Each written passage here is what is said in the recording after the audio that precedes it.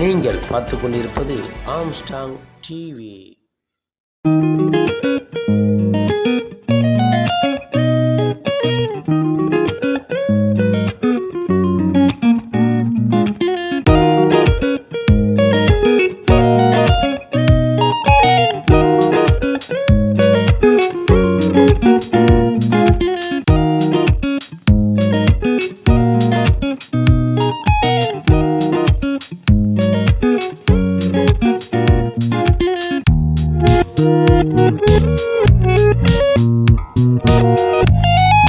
கணபதி அவர்கள் இப்போதைக்கு உரையாற்றுவார்கள். இந்த கூட்டத்தை தலைமை அந்த நிலை எப்போது வந்ததோ அந்த நிலையிலிருந்து இதுவரையிலே என்றைக்கும் நாங்கள் பின்வாங்க மாட்டோம், இந்திய எதிர்த்தே தீர்வோம் என்று இன்றைக்கு தலைவர் அவர்கள் அறிவிப்பு. அந்த அறிவிப்பின் காரணமாக தான் நம்முடைய இளம் தலைவர், வருங்காலத்து தமிழகத்தை வழிநடத்த இருக்கிற இளம் தலைவர், இயக்கத்தை வழிநடத்த இருக்கிற இளம் தலைவர் சொல்லுங்கள் என்று இந்த கூட்டங்களை எல்லாம் நடத்த சொல்லியிருக்கிறார்கள். தமிழகத்தை பொறுத்தவரையிலே அது இந்தி திணிப்பாக இருந்தாலும், நீ நிதி தரமாட்டேன் என்று நீ அடம் பிடித்துக் கொண்டிருந்தாலும், நீ அநீதி இழைக்க வேண்டும் என்று நினைத்தாலும் இந்த மூன்றுமே நடக்காது என்பது நாங்கள் கூடியவர்களே நிரூபித்து காட்டுவோம். நம்முடைய தலைவர் அவர்கள் அதற்கான எல்லா நிலைகளிலும் இன்றைக்கு தன்னுடைய பணிகளை துவங்கிவிட்டார்கள். எந்த நிலையில் எதிர்ப்பு வந்தாலும் சரி, தலைவர் அவர்கள் சொல்லுகிறார்கள் 2000 கோடி 2500 கோடி இன்றைக்கு கல்விக்கான நிதியை தரமாட்டோம் என்று சொல்கிற ஒன்றிய அரசு 5000க்கும் மேற்பட்ட 5000 கோடிக்கு மேலாக இன்றைக்கு நிதியை இன்றைக்கு வாரி வழங்கியிருக்கிறார்கள். 5500 கோடி இன்றைக்கு கல்விக்காக நிதி, ஆரம்ப கல்விக்காக. பள்ளி கல்வி எங்களை தொட்டு கூட பார்க்க முடியாது என்பதுதான் இன்றைக்கு தலைவருடைய எல்லா செயல்பாடுகளும் இன்றைக்கு இருந்து கொண்டிருக்கிறது. அந்த நிலையிலே தான் இன்றைக்கு மதுரவாயல் தெற்கு பகுதியில், மதுரவாயல் தொகுதியில் இருக்கிற திராவிட முன்னேற்ற கழக தோழர்களாக இருந்தாலும் பயணிப்பதற்கு தயாராக இருக்கிறோம். நம்முடைய மாவட்ட கழக செயலாளர் அண்ணன் மாசு அவர்கள் இங்கே பேசிவிட்டு சென்றிருக்கிறார்கள். தலைவருடைய வழிகாட்டுதலில், அவருடைய கண்டசைவில் செயலாளராக இன்றைக்கு நம்முடைய மாவட்ட செயலாளர்கள் இருந்து கொண்டு பணியாற்றி வருகிறார்கள். அதுதான் இந்த கூட்டம். அவர் சொன்னதின் அடிப்படையில் இந்த கூட்டம் இளைஞர் அணியாக இருந்தாலும், எந்த அணியாக இருந்தாலும், கழகத்திலே இருக்கிற கழக அணி தவிர, தலைமை கழக அணி தவிர 23 அணிகளும் இன்றைக்கு நம்முடைய சென்னை தெற்கு மாவட்டத்தில் இன்றைக்கு உயிரோட்டமாக இருந்து கொண்டிருக்கிறது.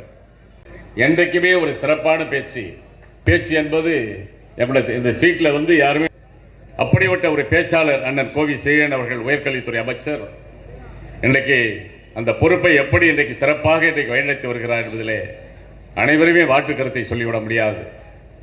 தோழர்கள் அத்தனை பேருக்குமே பகுதி திராவிட முன்னேற்ற கழகத்தின் சார்பில் இதயமார்ந்த பாராட்டுகளையும் வாழ்த்துக்களையும் சொல்லி விடைபெறுகிறேன். நன்றி, வணக்கம்.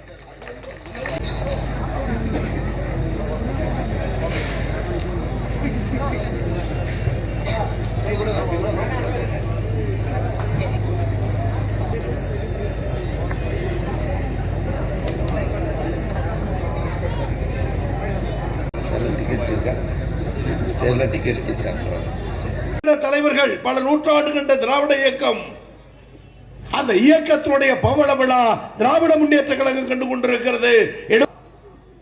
அந்த பவள விழா ஆண்டு கொண்டாடப்படுகிற இந்த நேரத்தில் தமிழகத்தின் 3 முக்கிய பிரச்சனையை கண்டித்து இளந்தலைவர் அருமையண்ணன் மாண்புமிகு உதயநிதி செயலாளரும் சட்டமன்ற உறுப்பினரும் அண்ணன் ஜோயல் அவர்களும் மாவட்ட அமைப்பாளகத்தினுடைய செயலாளர்களும் மூத்த முன்னோடிகளும் ஒன்று கூடி மிக அற்புதமான முறையில் மாநாட்டை போல ஒரு கண்டன கூட்டத்தை இளைஞரணி ரவி ஏற்பாடு செய்திருக்கிறார். அதிலே அன்பு குழந்தை பேசியது அருமை. இந்த நிகழ்ச்சியில் அறுதியிட்டு சொல்கிறேன், 1000 ஆண்டுகள் ஆனாலும் தட்டி பார்க்க முடியாது என்பதற்கு அத்தாட்சி பத்திரம் இந்த கூட்டம். திமுக கழகம் என்பது ஏதோ தேர்தலுக்காக அல்ல, ஆட்சி அதிகாரத்திற்காக அல்ல, கோட்டை கொத்தளத்துக்காக அல்ல, இனமும் மொழியும் இரு கண்கள் என்று வாழுகிற ஒவ்வொரு தமிழருடைய ஊனில், உதரத்தில், ரத்தத்தில் கலந்திருக்கிற பேரியக்கம் திராவிட முன்னேற்ற கழகம். தெளிவாக நிகழ்ச்சிக்கான நோக்கம் என்ன, மாவட்ட சார் செய்த முயற்சி என்ன, இளைஞரணி ரவியனுடைய பணி என்ன, இந்த நோக்கத்துடைய வெற்றி வேட்கை என்ன என்பதை தெளிவாக எடுத்து சொன்னார். சுபத்ரா அருமையாக பேசியிருப்பார். அருமை மழலை அற்புதமாக சொன்னது. மேடையில் இருக்கிற நாங்கள் மட்டுமல்ல, அருகில் உட்கார்ந்தவுடன் அருமை அண்ணன் தான் போரூரில் கூட்டம் நடத்தி இருக்கிறேன் என்று சொன்னார். அவர் பெயரை கூட சொல்லவில்லை.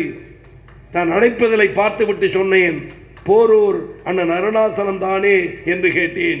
இன்றைக்கு சொல்லுகிறேன், சட்டக்கல்லூரி மாணவனாக படித்த போது போரூரில் மேடை போட்டு கொடுத்த அதே எங்கள் அண்ணன் அருணாச்சலமும் இந்த மேடையில் வீற்றிருக்கிறார்.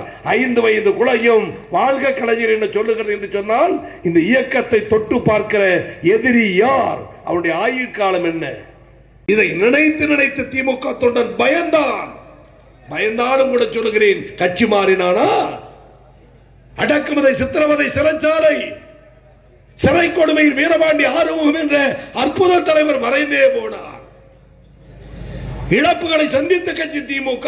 இன்றைக்கு சொல்கிறேன், இவ்வளவு இடர்பாடுகள் வந்தாலும் தலைவனை மாற்றாமல், தத்துவத்தை மாற்றாமல், எண்ணத்தை மாற்றாமல், சின்னத்தை மாற்றாமல், இன்றைக்கு சொல்கிறேன், பிச்சைக்காரனாக வாழ்ந்தாலும் திமுக கட்சிக்காரனாக திமுக தொண்டன் எழுந்து நிற்கிறார் என்று சொன்னால் இந்த இயக்க உணர்வு என்பதை தவிர வேறு என்ன சொல்ல முடியும்?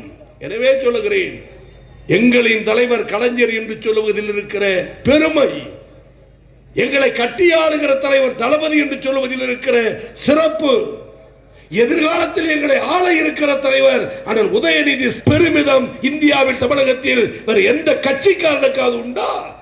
சொல்லு. நாளைக்கு எங்களின் தலைவர் இன்னார் சொல்ல முடியுமா? எனவே தலைமுறை கடந்து நாங்கள் மோடியை எதிர்க்கிறோம். இந்திக்கு எதிரி அல்ல. என்னுடைய அருமை அண்ணன் சட்டமன்ற உறுப்பினர் சொன்னார், இந்தி திணிப்பு, அதை தான் எதிர்க்கிறோம். ஒரு முறையாவது கலைஞருடைய சிந்தனை வராமல் ஒருவன் இருக்கிறான் என்று தமிழகத்தில் யாராவது சொல்ல முடியுமா? மாற்று கட்சிக்காரன் கூட எந்த பக்கம் திரும்பினால் நம்மை ஆட்கொள்வது அன்பு தலைவர் கலைஞர் தானே. அவர் பேசிய பேச்சுகள் தானே, எழுதிய எழுத்துகள் தானே, நடத்திய போராட்டங்கள் தானே, செய்த தியாகங்கள் தானே, செய்த சட்டங்கள் தானே. எனவே இப்பேற்பட்ட பெருமைக்கு சொந்தக்காரர் திமுக கழகமும் அதன் தலைவர் தளபதியும் என்று சொன்னால் எங்களை நீ அடிமைப்படுத்த நினைக்கிறாயே, நியாயம்தானா? இன்றைக்கு நேற்றைக்கு அல்ல, கலைஞருடைய போர்க்குணம் சாகிக்கிறேன். இது கலைஞர் எங்களுக்கு உணர்வை ஊட்டிய பூமி, பெரியார் உழைத்த பூமி, அண்ணா அரும்பாடுபட்டு தமிழ் உணர்வை கட்டி காத்த பூமி. பெரியாரும் அண்ணாவும் எங்கள் ஊனில் உணர்வில் கலந்திருக்கிற இயக்கம் தான் இனமான கொள்கை. அதிலும் தந்தை பெரியார் 97 வயது வரை கட்டி இடிப்பில் கட்டி கொண்டு இது தமிழ் சமுதாயத்திற்கு உழைத்தாரே. பெரியார் அண்ணாவும் கலைஞரும் இல்லை என்றால் என் தமிழ் சமுதாயமே, நீயும் நானும் மனிதனாக வாழ்ந்திருக்க முடியுமா? வேட்டி சட்டையோடு உழவ முடியுமா? காலிலே செருப்பு போட முடியுமா? நாற்காலியில் உட்கார முடியுமா? எல்லா இடத்துக்கும் போக முடியுமா? ஒடுக்கப்பட்ட சமுதாயத்திற்கு வாழ்வு கொடுத்த பேர் இயக்கம் திமுக கழகம் என்ற கம்பீர பேர் இயக்கம் மறந்துவிடக் கூடாது. அதை சிற்பி சிபி சிற்றரசு கூட்டங்களில் பேசுவார். மறுநாள் காலை கூட்டம் போட்டு கேட்பார்களாம், சிபி சிற்றரசு, சிபி சிற்றரசு, சிற்றரசு. மறுநாள் நம்முடைய தோழர்கள் கூட்டம் போட்டு சொல்லுவார்கள், சிபி சிற்றரசு எந்த நாட்டுக்கு சிற்றரசு, எந்த நாட்டுக்கு சிற்றரசு என்று எங்களை பார்த்து கேள்வி கேட்டீர்களே முட்டாள்களே. நீங்கள் ராஜாஜியை, மூதறிஞர் ராஜாஜியை, உடம்பெல்லாம் மூளை என்று சொல்லுகிற ராஜாஜியை சக்கரவர்த்தி ராஜகோபாலாச்சாரி என்று சொல்லுகிறீர்களே, அந்த ராஜாஜி எந்த நாட்டுக்கு சக்கரவர்த்தியோ அந்த நாட்டுக்கு பக்கத்து நாட்டு சிற்றரசு எங்கள் சிபி சிற்றரசு. கலைஞரின் மகன் தளபதி. இது கொள்கை வாரிசாக நாட்டில் பயணப்பட்ட காரணத்தால் எதிரிகள் நடுநடுங்கி போகிறார்கள். நான் எல்லாவற்றையும் விட இன்னும் கேட்கிறேன், தளபதியை போல் தமிழ்நாட்டிற்கு உழைத்த தலைவர் யார்? 14 வயதில் இளைஞரணியை துவக்கி சிறு வயதில் மத்திய சிறைச்சாலையில் 1.5 ஆண்டு காலம் சிறை கொட்டடைக்கு ஆளாகி அடித்து உதைத்து நீ தானடா ஸ்டாலின் என்று அவர் முடியை கோதி பிடித்து போலீஸ் வேனில் தூக்கி எறிந்த போது அப்பா என்று கண்கலங்கிய நேரத்தில், நேற்று வரை கல்லூரி மாணவன் பிடித்து தூக்கி எறிந்த நேரத்தில் என்று கலைஞர் சொன்னாராம், கலங்கிய மகனை பார்த்து, அடி வாங்கிய மகனை பார்த்து, நீ ஒன்றும் சின்னசாமியும் சிவலிங்கம் செய்த தியாகத்தை விட பெரிய தியாகம் செய்யவில்லை, சென்று வா மகனை என்று தன் மகனை போலீஸ் ஒப்படைத்த ஒரே தலைவர் டாக்டர் கலைஞர் என்ற கம்பீர தலைவர். அந்த தலைவருடைய பிள்ளை அண்ணன் தளபதி, அவருடைய பிள்ளை அண்ணன் உதயநிதி. விருப்பம் அதுதான் மாசுவின் உத்தரவு, அதுதான் களபதியின் ஆசை, அதுதான் அண்ணன் ஜோயலின் விருப்பம், அதுதான் அண்ணன் வீரமணி போன்றவருடைய ஆசை, அதுதான் நம்முடைய கூட்டத்திற்கு தலைமையேற்றிருக்கிற ரவி அவருடைய தீராத எண்ணம். அதை நிறைவேற்றுவோம் நிறைவேற்றுவோம் நிறைவேற்றுவோம் என சொல்லி என் உரையை நிறைவு செய்கிறேன். நன்றி, வணக்கம். கோபால் அவர்கள்.